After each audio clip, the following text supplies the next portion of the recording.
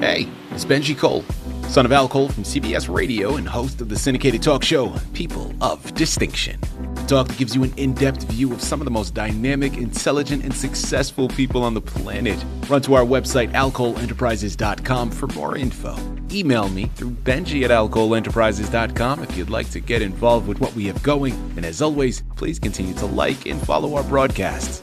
People of Distinction is internationally syndicated solely due to the love and support that you all continue to give. We're available across all major distributors, and as long as you keep following, we're going to continue to put out the content.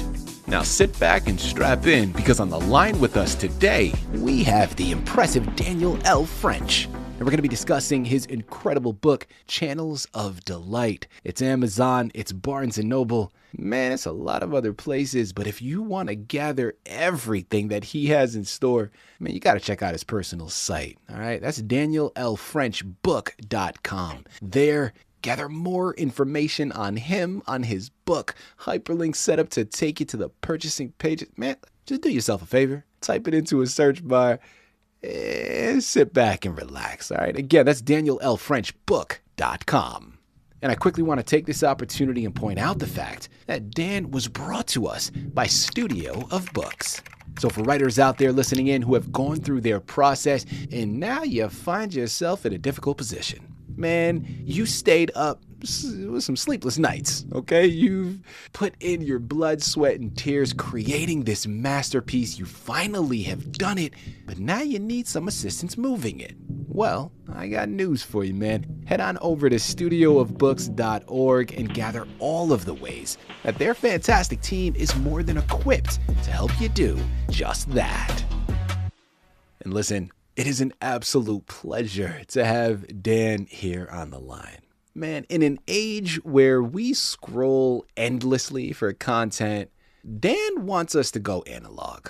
All right, his book, Channels of Delight, it isn't designed to be read cover to cover in one sitting. Now, it can be, but it's designed to be scanned like a radio spectrum. All right, born in the mountains of West Virginia, shaped by the Vietnam War and redefined in the halls of academia and healthcare, Dan has turned his life's work into a collection of frequencies ranging from tear-jerking to brilliantly silly.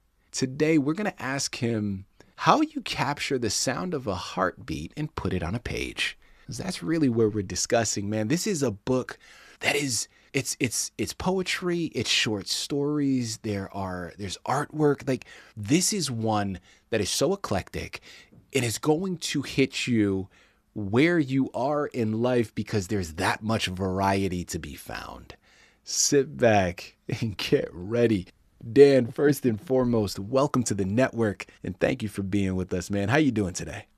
That's wonderful, and thank you for having me on. And I really appreciate the way you explain how my book reads. It's wonderful. Thank you. Dan, we're done. All right, that's it. Cut and close. We are all set. Yeah, we captured it. No. Yep, it was great. Joking aside, Dan, listen, man, I appreciate the kind words. I'm going to pass that right back to you, man. And I mean this. You established a fantastic roadmap for me to follow. So I appreciate the praise, but I'm gonna say what you've constructed here, I think, is something brilliant and very unique. Again, when you're talking about the reference to the old radio stations, which I remember vividly, okay? Like, I remember growing up in the house, and yeah, we had TV at the time, but still, like, the radio was something that was a great source of things. Like, I remember churning the dial and trying to get the perfect sound on a particular song and things. And like, that is a great connection that you've established, man. So we're looking forward to the discussion. First and foremost, Dan, tell us more about yourself. Well, as you said, I already said, I'm from Bluefield, West Virginia, and I spent much of my young life there in the Appalachian Mountains. I left during the Vietnam War. I joined the Air Force so I wouldn't have to go to Vietnam. Spent wonderful 4 years in the Air Force. I became an air traffic controller, and I also ended up in Vietnam. So it's been an exciting time during those 4 years I was in service.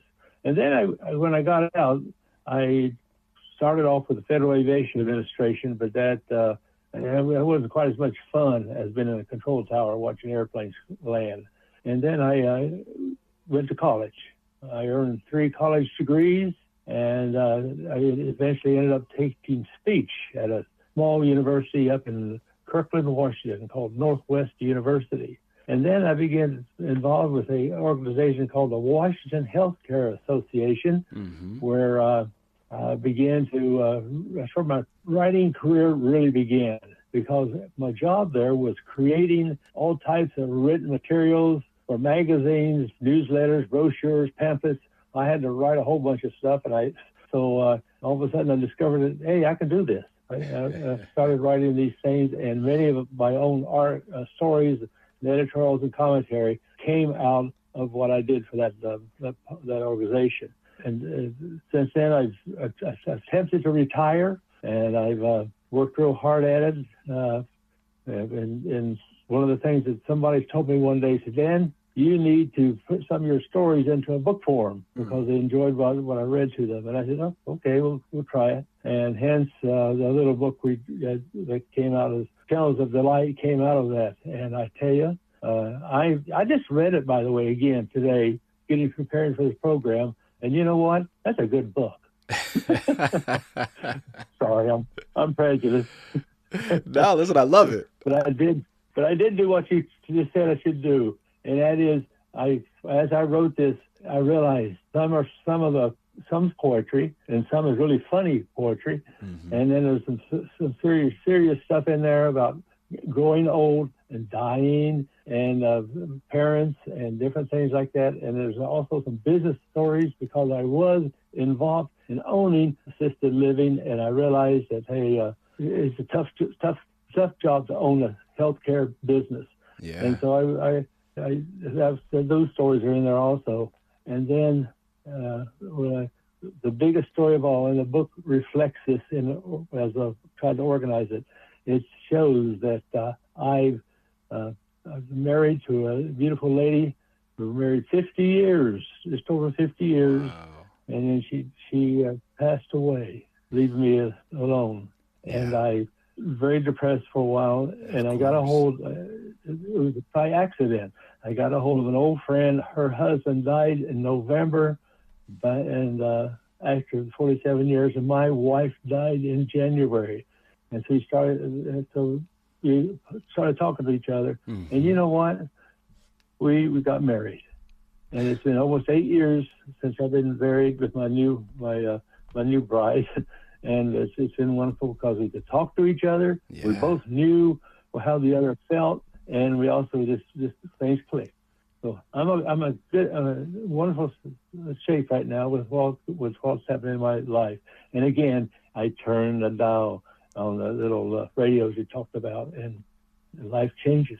I love that. Dan, thank you very much, man. Like, what a brilliant opening, right? Because there's so much there, and people remember the book has even more. All right. Remember, it's Amazon, it's Barnes & Noble. It's called Channels of Delight, and this is a book you're going to want to pick up. Before I forget, check out the website as well, DanielLFrenchBook.com, a one-stop shop for it all. Yeah. You know, Dan, listen, man, you're in your previous answer, like, you're going through the Rolodex of memories. You're traveling down memory lane with us, and that's where I want to hit next. Because listen, your life's journey, it spans a lot, as you mentioned, right? From the mountains to the Vietnam War, airspace, university lecture halls, assisted living facilities. Like, that's a lot of, I guess, quote unquote, static and clear signal moments, right? Which of these... Yeah, well, thank you, yeah. Yeah. Which of these eras provided the strongest frequency for the content that's found in this collection?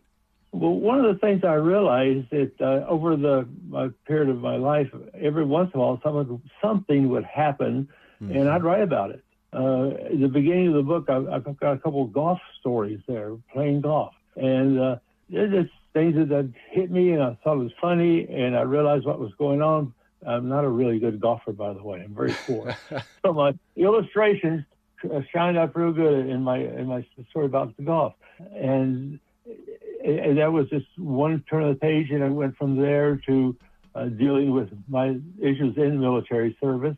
My father and my father-in-law were both World War II veterans. They met each other at the latter part of life, and then when I saw those guys hug each other, knowing that they didn't know each other, but they were brothers because of their experience during the war. And then I went on from that, and again, that was another story I put in the book about what was going on with those guys.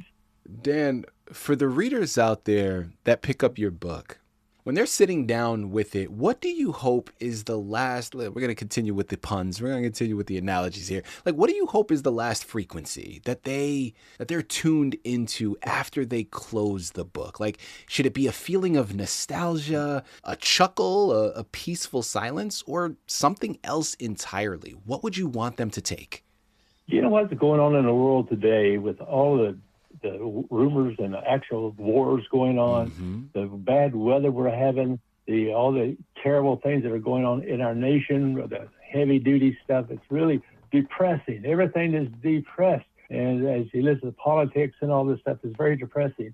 Well, the book itself brings to life other things in life as you read through the book, as you get an experience from the book. It's not a heavy-duty,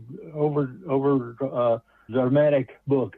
It's something that you'll walk away with an uplift as you read through the book. That's my original thought, and that thought came through as I wrote the book and put these pieces together. I realized life is much more different than it is with all the heavy things that's going on in the world. Yeah. There's a comfort out there, and I think this is a comfort book. You read it and you enjoy what you read and makes you feel better. Listen, I don't deny that at all, Dan. I think you're spot on with that, man. I think that too. And just from the excerpts that we've been able to read and the research that we had conducted, man, I'm right there with you. I think the way you shift from these high moments to the lows and vice versa, I do think that it's something that, like you said, is not heavy, but it also is a beautiful representation of life itself. Because as much as we would love to just always have those high moments, we know life isn't that way, right? There's the yin and the yang. There's like we're here in Southern California, right? And I tell people all the time, like, I love it here. It's absolutely beautiful. And the weather is gorgeous. 70 degrees all year round. It's wonderful. But I'm a New England boy, right? So when I was growing up, like, we had all 4 seasons.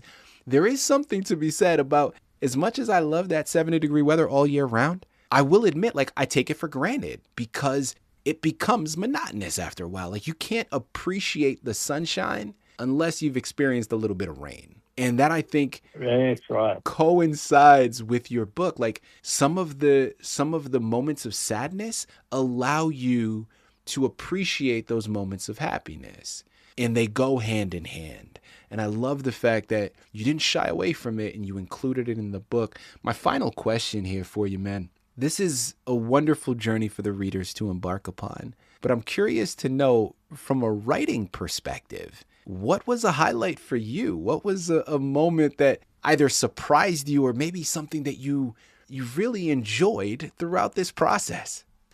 Well, I think the biggest thing I enjoyed was that I did it. And I look back on this writings that I did, and, you know, that I was in an emotional state each time, humorous sometimes, and there's some serious things happen. And I had some people ask me to do something, and I did it in writing. And looking back on it, I said, man, that guy writes a good book. Who is he anyway? Yeah. Sorry, but it was. I did, as I wrote the book, I wrote the poetry and the words. I realized that, man, that's maybe bless somebody, and that's what I hope the book will do. Is as you read it and you feel good about it, and you read stories that help you, encourage you. That's exactly what I want to happen. And would you like to hear one of them? Yeah, please. Yes, if you have a poem that's ready to share, man. Listen, myself, my listening audience, we're all ears. And this deals with the challenges of life. Mm-hmm. And again, I don't know why I thought about this, but I did. It says, consider the apple, consider your life. Not much difference, not even the strife. You both begin with God's purpose in mind. with endings results not readily defined. You blossom forth with fragrance and promise, bursting with hope and a newfound fondness. Bees and photographers find alluring, mixture of love and sweetness enduring. One at the beginning, a mere green bud, hard and sour just out of the mud, warmth and rain, love and the sun, cradle your growth in you the one. At the peak of your freshness, your moment of strife, a cold snap happens, the meaning of life. Now you're sweet, your juices are free. Time for a harvest is now the giving you need. As of this moment you feel your call, you must be willing to give up your all. Be it effort, hard work, diligence, or fate, your whole purpose for living, or rewards you may take. Are you that apple that gives of this life, who sweetens with age and overcomes strife? Are you the one who failed to show your full potential, your reason to grow? While there's time, decide, or you will be old and wrinkled and still on that tree. I love it, man. Dan, listen, thank you, A, for sharing that, and beautiful imagery found within it, but it really coincides, at least for me, to a message that I'm taking from all of this, man. And listen, there's a lot, right? We've discussed a myriad of things. Yeah. But if there's one thing to take away from our time together, people, it's that, like, delight isn't found by searching for that signal perfect station. But it's actually by enjoying the act of turning the dial itself, right? And again, I'm using the puns, I'm using the references, but it really is in enjoying the moments of life. Whether they're, the highs of the highs, the lows of the lows, or moments in between. Channels of Delight. It's out now, and it's the rare book that promises to make you look forward to the next change in frequency. It's coming. Hey, thank you. Thank you. It's coming, man. It's right around that bend. But it starts with purchasing it. So head on over to Amazon, Barnes & Noble, DanielLFrenchBook.com. Embark upon that journey today. A wonderful book to have by your bedside, and just, pick up, read periodically, whatever the mood that you're in. You'll find a poem, a short story, or even some artwork to help relate to. But it's an even better gift for you to get for someone else. So you know where to go, man. Pick it up today. Dan, this has been an absolute delight. I really do mean that. Thank you once again for being a guest on People of Distinction. It's been nice talking to you. Appreciate your enthusiasm and your professionalism. I love this. Blessings, brother.